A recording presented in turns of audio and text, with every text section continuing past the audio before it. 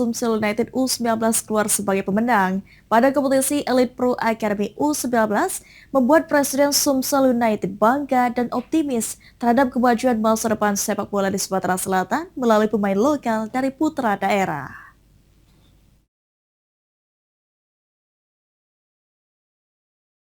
Pemain muda Sumsel United U19 berhasil keluar sebagai juara pada kompetisi Elite Pro Academy (EPA) U19 Pegadaian Championship yang baru digelar untuk pertama kalinya musim ini setelah mengalahkan Persiku Kudus U19 di laga final dengan skor akhir 3-2.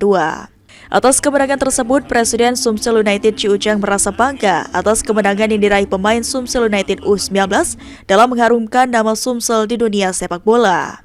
Menurut Ci Ujang, talenta putra daerah di Sumatera Selatan yang tergabung dalam Sumsel United U19 menjadi cerminan masa depan sepak bola di Sumatera Selatan yang akan meneruskan pemain senior Sumsel United.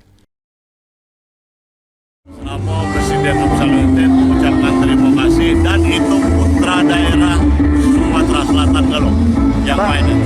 Berarti ke depan optimis Pak untuk maju Sumatera Selatan? Optimis, itu pimpin kita untuk yang ke depan masuk Sumsel United U19 kemarin. Jadi untuk U20 sudah bisa mengandalkan putra-putra kita Sumatera Selatan.